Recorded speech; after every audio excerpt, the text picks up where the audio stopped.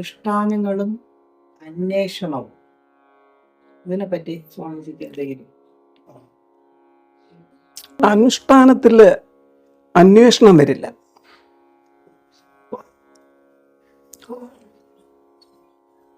അനുഷ്ഠാനം എന്ന് പറയുമ്പോഴത്തേക്ക് കലയാകാം, അതല്ലെങ്കിൽ ഒരു യോഗ സാധന, അല്ലെങ്കിൽ അത്തരത്തിലുള്ള ചിട്ടപ്രകാരമുള്ള ഒരു ജീവിതമാണ്.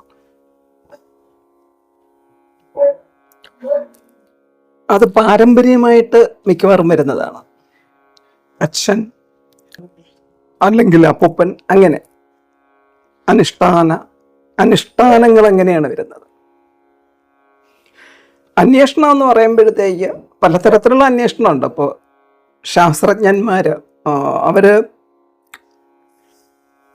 അന്വേഷണത്തിലാണ്. ഓരോ പുതിയ ആശയങ്ങൾ അല്ലെങ്കിൽ ടെക്നോളജികൾ ഉണ്ടാക്കാൻ വേണ്ടിയുള്ള അന്വേഷണം.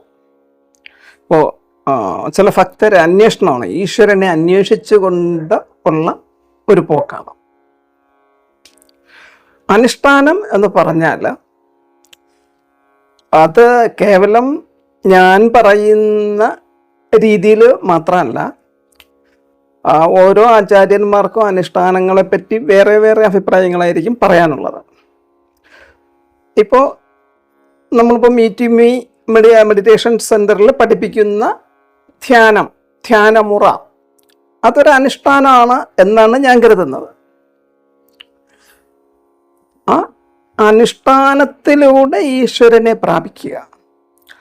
ഇനി ചില കലാകാരന്മാർ അനുഷ്ഠാനം ചെയ്യാറുണ്ട്, ആ കലയെ ഉപാസിച്ചുകൊണ്ടുള്ള അനുഷ്ഠാനം.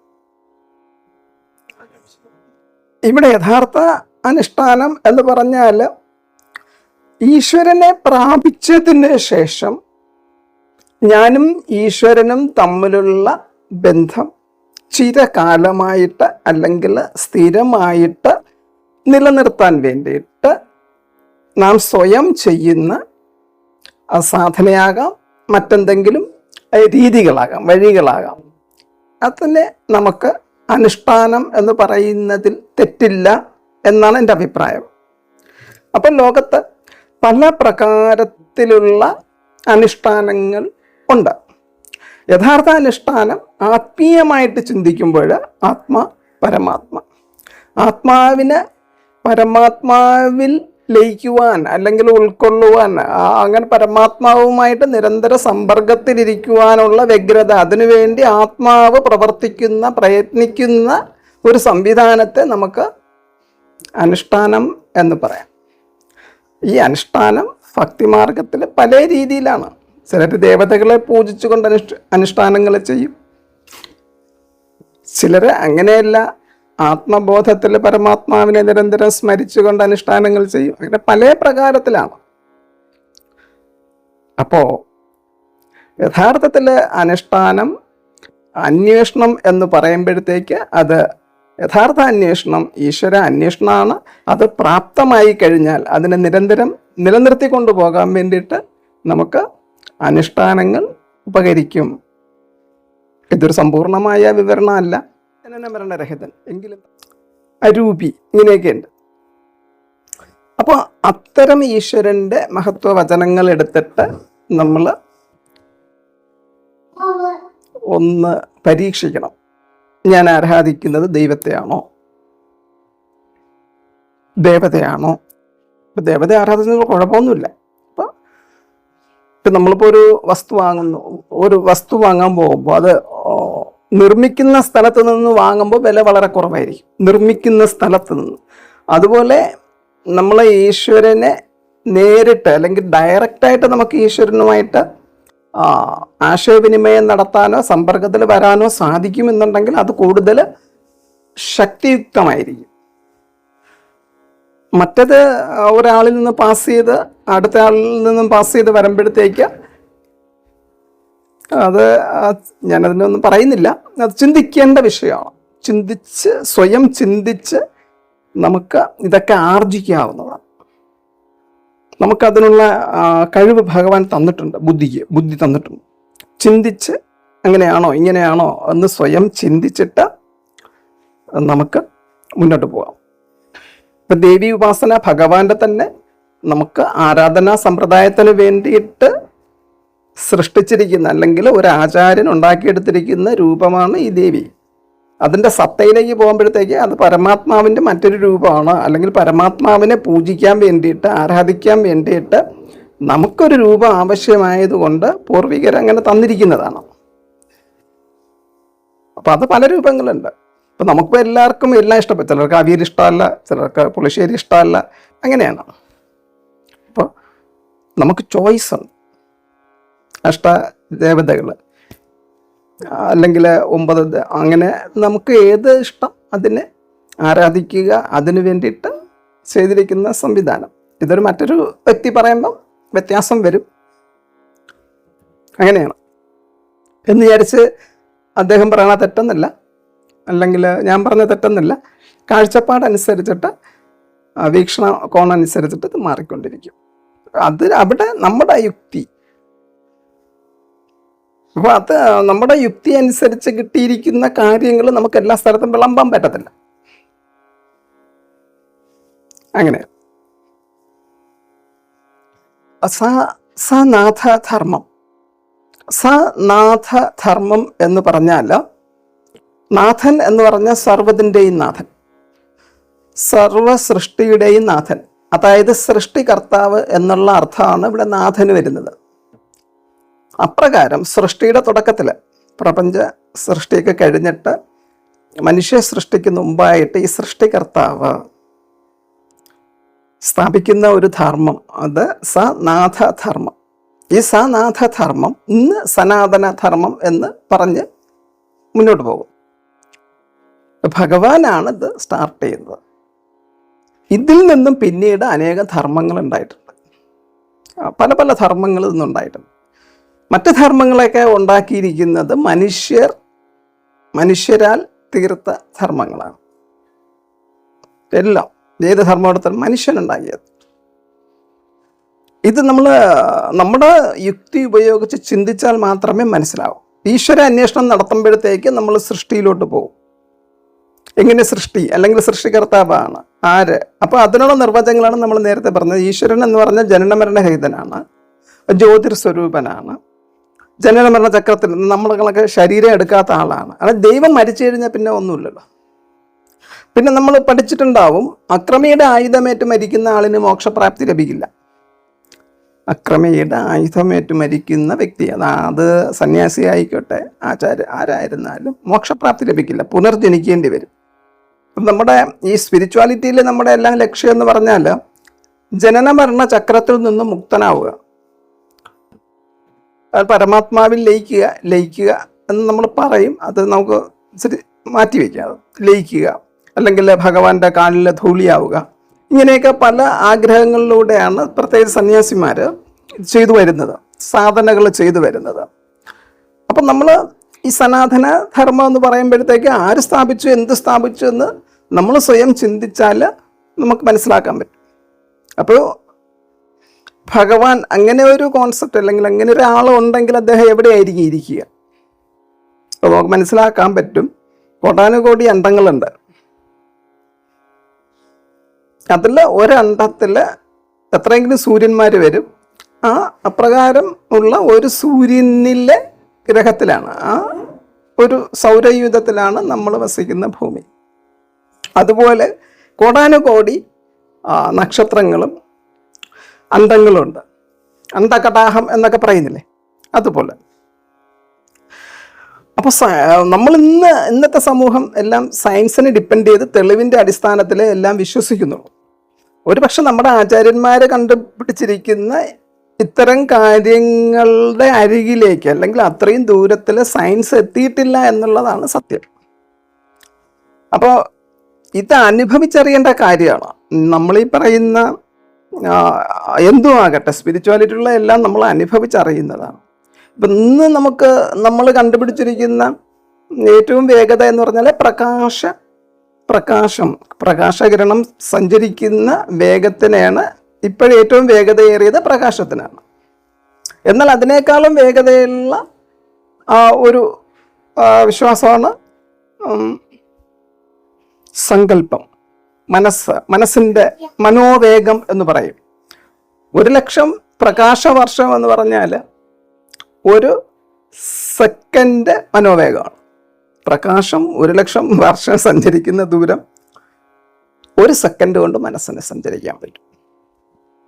അങ്ങനെയാണ് വരുന്നത്. അപ്പം ഈ ഒരു രീതിയിലൂടെ നമുക്ക് സൃഷ്ടിയുടെ കേന്ദ്രത്തിലാണ് പരമാത്മാ സ്ഥിതി ചെയ്യുന്നത്. ബ്രഹ്മത്തിൻ്റെ കേന്ദ്രം. നമ്മൾ ടോട്ടലി ബ്രഹ്മം എന്ന് പറയും, ബ്രഹ്മത്തിൽ ലയിക്കണം എന്നൊക്കെ പറയും. ശരിക്കും അങ്ങനെയല്ല. നമ്മളിപ്പോഴും തന്നെ ബ്രഹ്മത്തിൻ്റെ ഭാഗമാണ്. അതായത് ഞാനും കൂടെ ഉൾപ്പെട്ടതാണ് ബ്രഹ്മം, അങ്ങ് കൂടെ ഉൾപ്പെട്ടതാണ് ബ്രഹ്മം, അങ്ങ് കൂടെ ഉൾപ്പെട്ടതാണ് ബ്രഹ്മം എന്ന് പറഞ്ഞാൽ ഒരു വാഹനം പൊളിക്കുമ്പോൾ അതിൽ ഒരുപാട് സ്പെയർ പാർട്സ് കാണും. അതെല്ലാം കൂടെ ചേരുമ്പോഴാണ് അത് വാഹനമാകുന്നത്. അപ്പോൾ ഒരു പാർട്ട് മാറി നിന്നിട്ട് ഞാൻ വാഹനമല്ല എന്ന് പറഞ്ഞാൽ ശരിയാകത്തില്ല.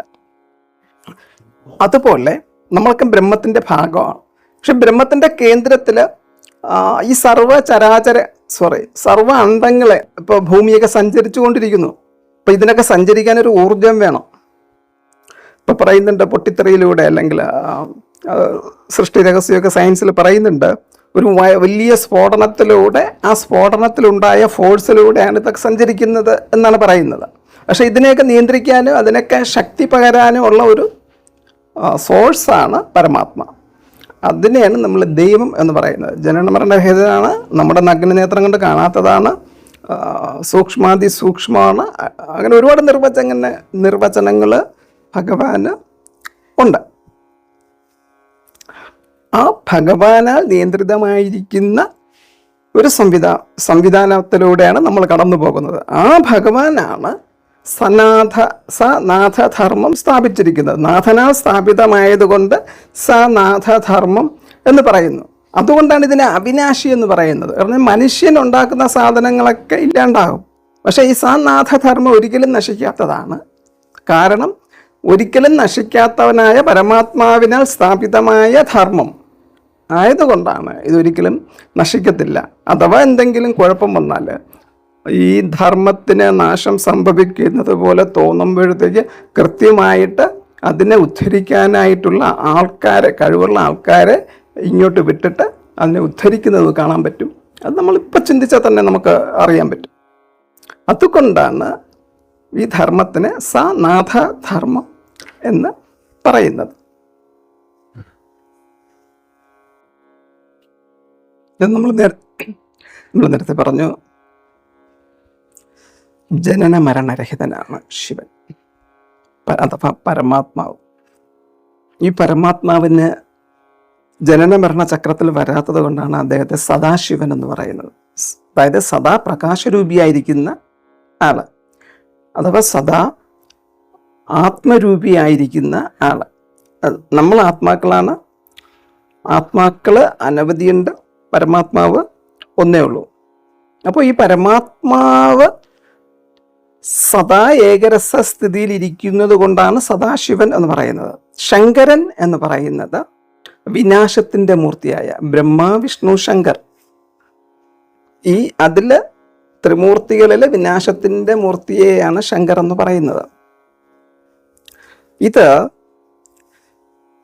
നമ്മൾ ഇച്ചിരി പിറകിലോട്ട് സങ്കല്പിക്കുകയാണെങ്കിൽ നമ്മളുടെ ഇന്നത്തെ എല്ലാ സിസ്റ്റവും പോകുന്നത് വ്യാസനിൽ അധിഷ്ഠിതമായിട്ടാണ്. വ്യാസൻ എന്താണോ പറഞ്ഞത് അതാണ് നമ്മളിന്ന് ഫോളോ ചെയ്യുന്നത്. അതനുസരിച്ചിട്ടാണ് പൂജാവിധികളായിരുന്നാലും വേദങ്ങളായാലും ശാസ്ത്രങ്ങളായിരുന്നാലും എല്ലാം വേദവ്യാസൻ എന്താണോ പറഞ്ഞിരിക്കുന്നത്, എന്താണോ ഉണ്ടാക്കിയിരിക്കുന്നത് അതനുസരിച്ചിട്ടാണ് പോയിക്കൊണ്ടിരിക്കുന്നത്. അതിന് ഒരുപാട് വ്യതിയാനങ്ങൾ വന്നിട്ടുണ്ട്. നമ്മൾ ഈ വ്യാസനപ്പുറത്തോട്ട് ചിന്തിക്കാത്തതുകൊണ്ടാണ്. നമ്മളിങ്ങനെ ചിന്തിക്കണം, വ്യാസനപ്പുറത്ത് എന്തായിരുന്നിരിക്കും, വ്യാസൻ വന്നു ഇതൊക്കെ എങ്ങനെയൊക്കെ ചെയ്തു. അപ്പോൾ വ്യാസന് മുമ്പ് ഇവിടെ ലോകം ഇല്ലായിരുന്നു, മനുഷ്യരില്ലായിരുന്നു, അല്ലെങ്കിൽ അറിവില്ലായിരുന്നു. അത് നമ്മൾ ചിന്തിക്കണം. ചിന്തിക്കുമ്പോഴത്തേക്ക് നമ്മൾ ഇതിൽ ഒരുപാട് ജ്ഞാനമുള്ള ഒരു ഗുരുവിൻ്റെ ഒന്നും ആവശ്യമില്ല. നമ്മൾ ചിന്തിച്ചാൽ നമുക്ക് ആൻസർ ഭഗവാൻ തരും. അപ്പം നമുക്ക് മനസ്സിലാക്കാൻ പറ്റും വ്യാസന് മുമ്പ് കുംഭകർണൻ വന്നു. നമ്മുടെ ഇതിനകത്ത് കുംഭകർണൻ വന്നു. അത് എവിടെയാണോ സത്സംഗം നടക്കുന്നത് അത് കേൾക്കാനായിട്ട് കുംഭകർണൻ വരും. അങ്ങനെ ഒരു വരം കുംഭകർണന് കിട്ടിയിട്ടുണ്ട്. അറിയാവോ കഥ? ആ കുംഭകർണൻ ഇങ്ങനെ സത്സംഗം കേൾക്കുവാനുള്ള, എവിടെ സത്സംഗം ഉണ്ടെങ്കിലും രാമചരിത്രം കേൾക്കുകയാണെന്നുണ്ടെങ്കിലും കുംഭകർണൻ അതിനുള്ള എവിടെയും കുംഭകർണൻ പോകും. കുംഭകർണൻ വരുന്നു എന്നതിൻ്റെ സൂചനയാണ് കേൾക്കുന്ന ആൾക്കാർ ഉറക്കത്തിലോട്ട് പോകും.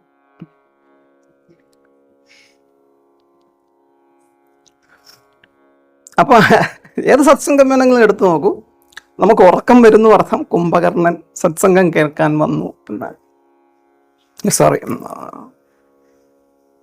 ശങ്കരല്ലേ നമ്മൾ സംസാരിച്ചു, വ്യാസൻ. അപ്പൊ വ്യാസന് മുമ്പുള്ള കാലഘട്ടം, ഞാൻ ഇനി പറയുന്ന കാര്യം നിങ്ങൾക്ക് ആർക്കും ഉൾക്കൊള്ളാൻ പറ്റത്തില്ല.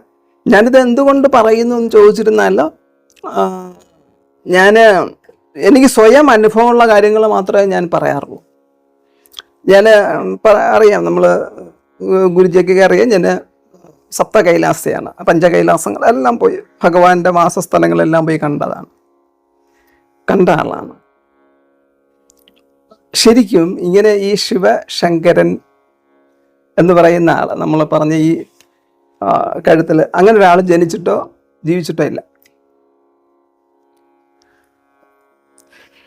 വ്യാസൻ ജ്യോതിർസ്വരൂപനായ പരമാത്മാവിനെ പൂജിക്കാൻ വേണ്ടിയിട്ട് ഉണ്ടാക്കിയിരിക്കുന്ന സിസ്റ്റംസ് ആണ് ഈ ശങ്കരൻ.